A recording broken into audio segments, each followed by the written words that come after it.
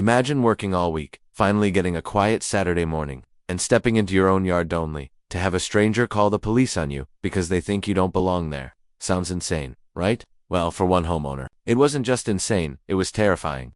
Before we dive in, if you believe everyone should feel safe in their own home, hit that subscribe button and turn on notifications. Now let's get into it.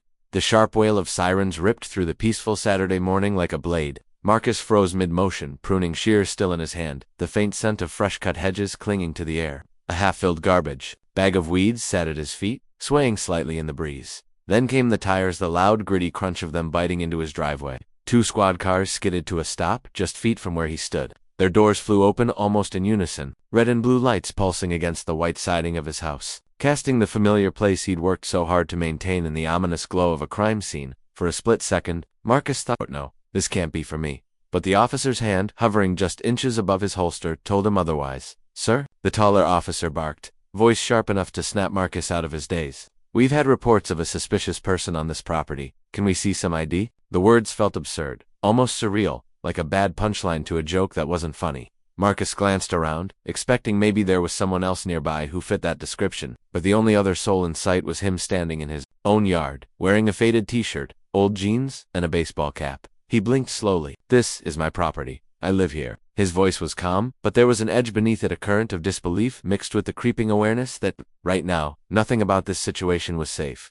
Behind the officers, movement caught his eye, and there she was, Linda, HOA president, self-appointed guardian of the neighborhood, arms folded tightly across her chest, lips pressed so hard together they formed a pale line. Her eyes, cold, unblinking, radiated the kind of smug satisfaction that made Marcus's stomach turn. He'd seen that exact look before HOA meetings, when she'd publicly nitpicked the color of his mulch, claiming it wasn't community standard. In the passive-aggressive emails, where she'll CC'd the entire board over a single lawn ornament she didn't approve of, and every time she'd made one of those little comments about keeping the neighborhood the way it's always been, or certain people moving in and changing the atmosphere. Now she stood there like she'd just won a personal battle. Marcus's grip on the shears tightened. He forced himself to unclench his hand. One wrong move, one sign of agitation, and he knew exactly how this could end. The younger officer's eyes darted between Marcus and Linda, clearly unsure of the situation. The older one seemed more certain, like he'd already made up his mind. Sir, the older officer said again, his tone clipped. Your ID, now. Marcus felt the weight of the moment pressing down on him. The ridiculousness of it, all the fact that in broad daylight, in his own yard, surrounded by the roses his wife planted, and the fence he painted, he was being treated like a trespasser. He took a slow breath, scanning the scene. 2 squad cars, 2 armed officers, one neighbor with a history of concerns, and somewhere, he knew, other neighbors were watching. Curtains would be twitching. Phones might already be recording. Linda shifted her weight, one eyebrow arching, as if to say, what now, Marcus? It wasn't just a misunderstanding. He could feel it deep in his gut. This was deliberate. A calculated move. She hadn't just called the cops because she thought someone was in danger. She'd called them because she wanted to send a message. Marcus swallowed the rising heat in his chest. He wasn't going to give her what she wanted, not the anger, not the fear. Slowly, deliberately, he reached into his back pocket for his wallet. His eyes never left hers. Her smirk faltered just slightly, but the satisfaction didn't fade. Not yet. As he handed over his ID, the younger officer glanced at it, then glanced at Linda, clearly questioning the call. But the older one stayed silent, holding the license in his hand like it was evidence. Marcus stood there, motionless, the breeze ruffling the brim of his cap. All he could hear was the faint hum of the idling engines, the chirp of a distant bird, and the unspoken truth hanging in the air, truth that had nothing to do with hedges or suspicious activity. This wasn't about yard work, it wasn't about rules, it was about something uglier, and Marcus knew it. 7 days earlier, the morning had been calm, warm, and deceptively ordinary. Marcus stood in his yard with a steaming mug of coffee, enjoying the quiet hum of the neighborhood before the weekend chaos kicked in. The grass sparkled with dew. The air carried that clean, earthy scent only early mornings seemed to hold, and for a brief moment, everything felt right. Then, out of the corner of his eye, he spotted a familiar dark SUV creeping down the street, moving slower than the usual Saturday traffic. It was Linda's. Marcus didn't need to see the HOA decal on her rear windshield to recognize it. He'd grown accustomed to the way her car appeared at odd hours, always passing by his house at a snail's pace, as though she were cataloging every leaf, every pebble, every potential violation that might warrant one of her infamous emails. This wasn't the first time she'd done it, and he doubted it would be the last. Ever since he and his wife had bought the old colonial on the corner house, they'd poured their savings and sweat into restoring. Linda had treated them as though they were squatters squatting on her pristine little chessboard of a neighborhood. It had started subtly. A pointed comment here, an eyebrow raised there, an overemphasis on neighborhood standards during monthly meetings. But Marcus wasn't oblivious. He could feel the coolness in her tone, the calculated pauses when she addressed him in front of others, and the way conversations with certain board members would hush when he walked into the room. His wife had noticed it too, how the stares lingered a second too long at HOA gatherings. How neighbors exchanged knowing glances when Marcus spoke. He'd brushed it off as petty politics, but she had a sinking suspicion it went deeper. The breaking point, or at least what Marcus thought was the breaking point, came a week before the police showed up. He'd decided to repaint the shutters on their home, swapping the faded hunter green for a crisp, classic black. Marcus, being the rule follower he was, didn't cut corners. He filed all the necessary paperwork, attached color swatches, and got the green light from the HOA committee. He thought that was the end of it. What he didn't account for was the Linda approval process, which was entirely separate from any official rules. And, apparently, far more important in her mind, the encounter happened at the mailbox. Marcus was flipping through a pile of letters, bills, a magazine, some junk mail, when Linda's SUV pulled up and stopped beside him. She rolled down her window, leaning out with the kind of smile you give someone when you're about to say something you know will get under their skin. You know, she began casually, people might mistake you for someone who doesn't belong here. The words hung in the air like the thick humidity after a summer storm. Her tone was syrupy, but the message beneath was razor sharp. Marcus froze for half a second, unsure if he'd heard her right. Belong here. He'd paid for his house, maintained it meticulously, paid his HOA dues on time, and contributed to the community. But Linda wasn't talking about paperwork or property maintenance. She smiled again, but it didn't touch her eyes. They were flat, calculating, waiting for his reaction. Marcus simply raised an eyebrow, muttered a polite "have a good day," and went back to flipping through his mail. He wasn't going to give her the satisfaction of seeing him rattled. At the time, he chalked it up to another one of her veiled digs, annoying but harmless. He told himself not to read too much into it, not to let her rent space in his head. But his wife had warned him. Marcus, she'd said that night at dinner, she's not just making conversation, she's making a point. A week later, standing in his driveway with 2 police officers closing in and Linda watching from across the street like a hawk circling prey, he realized just how right his wife had been. That comment at the mailbox hadn't been idle chatter, had been a warning, and he'd ignored it. Marcus moved slowly, the air around him feeling heavier with every step toward his wallet. His fingers brushed the worn leather, the edges softened from years of use. Every motion was deliberate, exaggerated even, not because he was stalling, but because he knew how quickly a scene like this could spiral out of control.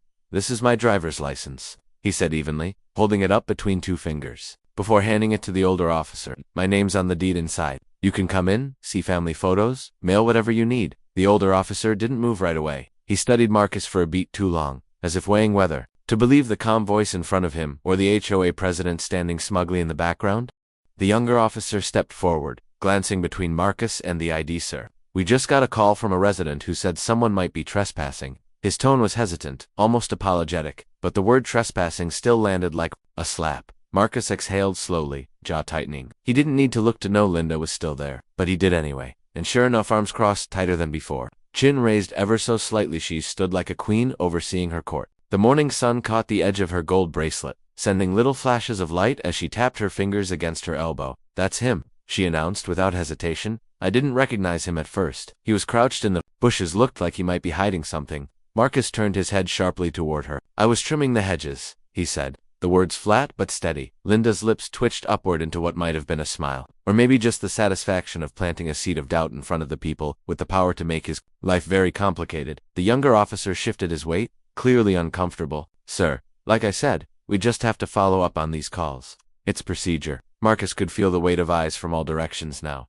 Curtains in nearby houses fluttered closed. A neighbor across the street stood frozen on their porch, pretending to water a plant but watching every second of the unfolding drama. Another had their phone angled suspiciously, recording just enough to catch the lights, the uniforms, and the black man in the middle of it all. He knew exactly how this scene looked, and that was the point.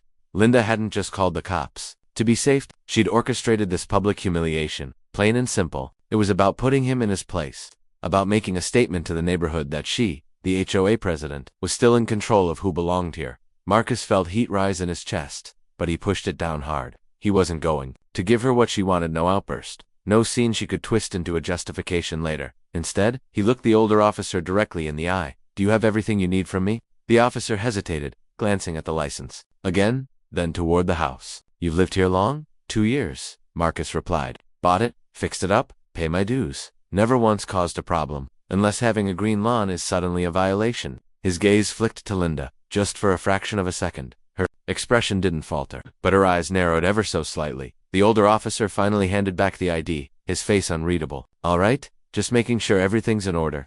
Marcus took the license back slowly, sliding it into his wallet without breaking eye contact. He could still feel the heat of the moment, but something had shifted.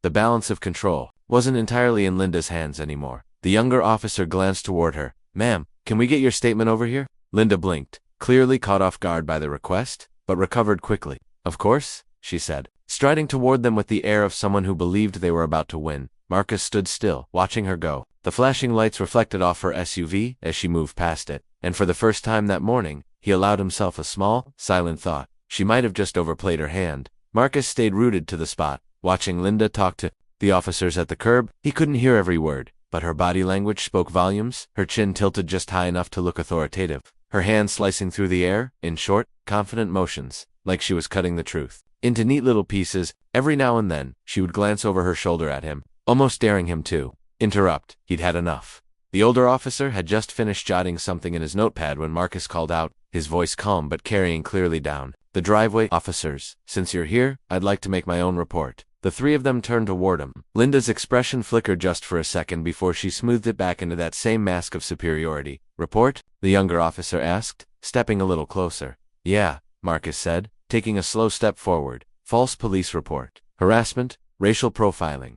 Take your pick. The older officer raised his eyebrows. Sir? Marcus nodded toward Linda. This isn't the first time this woman has targeted me. I have a folder full of emails from her, meeting notes where she called me out in front of the entire HOA, and security camera footage of her stopping in front of my house to take pictures of my yard, my driveway, and even my family when we're outside. He let that hang in the air for a moment, watching their reactions. Linda laughed an awkward, brittle sound. That's ridiculous. I was just ensuring neighborhood standards. Standards. Marcus cut in sharply, but still with control. Let's talk about that, because it's funny none of my neighbors with overgrown lawns or chipped shutters ever seem to get the same attention I do. You knew exactly who I was this morning. You've waved to me before. You've stood in my driveway at past HOA events. So tell me why call the police to report a suspicious person on my property unless you were trying to make trouble. The younger officer shifted uneasily. The older one glanced at Linda, his jaw tightening ever so slightly. Marcus took another step closer, closing the distance but keeping his hands visible and his tone measured. Let's be honest, you wanted a scene. You wanted to send a message, and now that you have 2 squad cars in front of my house, I'm making sure there's a record of this, because this is harassment, and it stops today.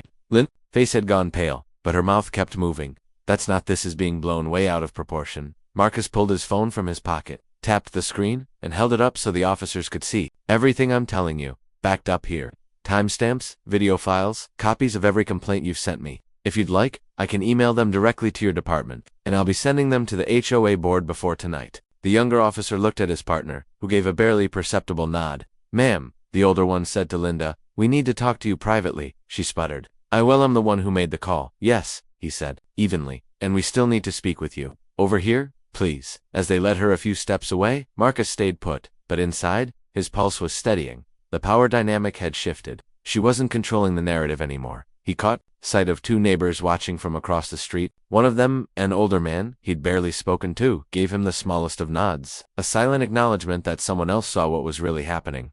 Marcus didn't smile, didn't gloat. He just stood there, pruning shears still on the grass where he'd dropped them, his back straight and his eyes locked on Linda. As the officers began their quiet but pointed conversation with her, for the first time that morning, Marcus didn't feel like the one under investigation. The flashing lights eventually died, and the officers' voices dropped to low, measured tones. Marcus couldn't make out every word, but the cadence told him enough. One officer was asking pointed questions. The other was jotting down Linda's answers that were starting to come out clipped and defensive. Marcus stayed right where he was, hands in plain sight, letting the scene play out. A couple of neighbors, sensing that the excitement might be winding down, began to wander a little closer. One woman with a dog paused on the sidewalk, pretending to adjust its leash while shamelessly eavesdropping. Another neighbor stood in the open doorway of his garage, phone angled discreetly toward the street. When the conversation with Linda finally ended, the younger officer approached Marcus. His voice was quieter now, almost cordial. Sir, we've confirmed your residency and reviewed your account. We appreciate your cooperation. He hesitated before adding, and we'll be noting in our report that this may have been a misuse of emergency services. Marcus nodded, meeting his eyes. Thank you. And for the record, if this happens again, I'll be pursuing it formally. The older officer gave a short nod of acknowledgement before the two of them headed back to their cars. Linda, on the other hand, didn't move right away. She stood frozen for a moment, like someone trying to decide whether to leave quickly or linger just long enough to salvage a shred of dignity. Eventually, she walked briskly to her SUV, avoiding Marcus's gaze entirely. The sound of her tires crunching down the street was almost satisfying, but the real victory came in the days that followed. By Sunday evening, the story had already made the rounds through the neighborhood grapevine without Marcus saying a word. Neighbors who'd always kept their heads down at HOA meetings started texting him. Some were offering quiet support. Others were outright apologizing for not speaking up sooner. On Monday morning, Marcus's wife came into the kitchen holding her phone. "You're going to want to see this," she said, handing it to him. It was a screenshot from the neighborhood group chat, several residents questioning Linda's decision to call the police over someone doing yard work. One woman openly asked if this was the first time she'd done something like this. Another replied, "No, I've seen her circle certain houses for years." By the end of the week, the HOA board called an emergency meeting. Marcus attended, sitting quietly in the back as residents voiced concerns about leadership, behavior, and personal biases affecting community safety. Linda was conspicuously absent. A board member explained she'd taken a leave of absence due to personal matters. Within 2 weeks, that leave of absence turned into a resignation. The official statement claimed she was stepping away to focus on family, but everyone knew the real reason. For Marcus, the change in the neighborhood was immediate. People waved more. A couple of neighbors who'd been distant before stopped by to chat. One older man, the same one who'd given Marcus that small nod during the confrontation, told him quietly, "I've been here 30 years. It's about time someone stood up to her." Marcus didn't make a big deal about it. He still mowed his lawn every Saturday, still trimmed the hedges, still drank his coffee on the porch in the mornings. The difference was, now he did it without the constant shadow of Linda's SUV creeping past, and every once in a while, he'd see her drive through the neighborhood, head down, eyes fixed on the road. No clipboard, no camera phone, no smug little smile. Marcus never confronted her again. He didn't need to, because the truth was, she'd tried to make an example out of him and, instead, she'd made an example out of herself.